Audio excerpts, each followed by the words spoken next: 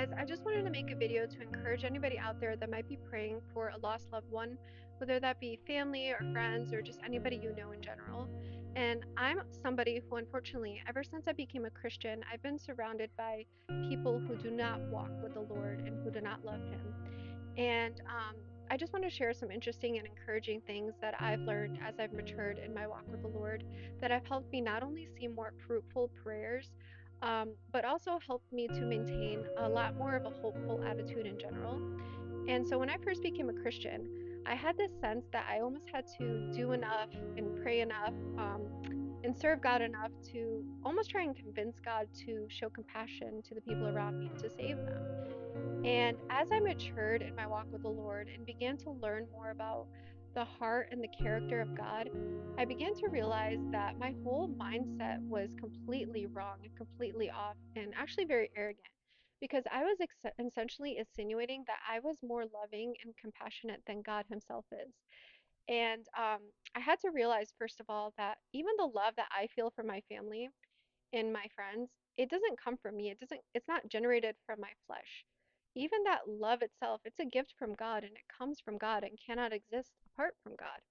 And secondly, God is the one who loves them far more infinitely and perfectly than I ever could.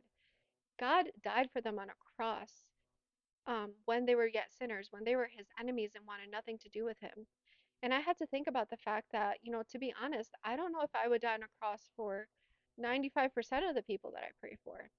And so I had to really kind of humble myself and, take a back seat and start to really begin to look and seek to pray from a place of praying from the love of God rather than trying to think I'm convincing God to be loving or kind. And when I just began to meditate on not only God's love for me, but on God's amazing love for humanity and just how much He really went through and sacrificed, not just for me, but for all people, even the lost, and that the scriptures say that He does not delight in the death of the wicked and that He wills all are saved and come to a knowledge of the truth. Knowing this and praying from this place and from this understanding has made all the difference in the world. And I noticed that I not only began to see more fruit from my prayers and more answers to my prayers, but I also, interestingly enough, began loving these people more genuinely and not just seeing them as a token to scratch off the list that, oh, I just want to win them to Christ and that's it. But I genuinely just began loving them just for who they were and just because they were made in the image of God and just because God found them worthy enough to die for them that who am I not to do that as well? And the love of God really began to transform my heart. And the scriptures are really true. What the Apostle John says is that when we abide in love, we really do abide in God.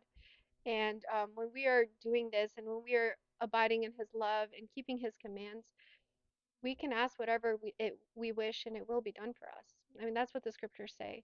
And so that gives me hope and encouragement. It's just, focusing and meditating and keeping the love of God at the forefront of my mind and in my heart at all times.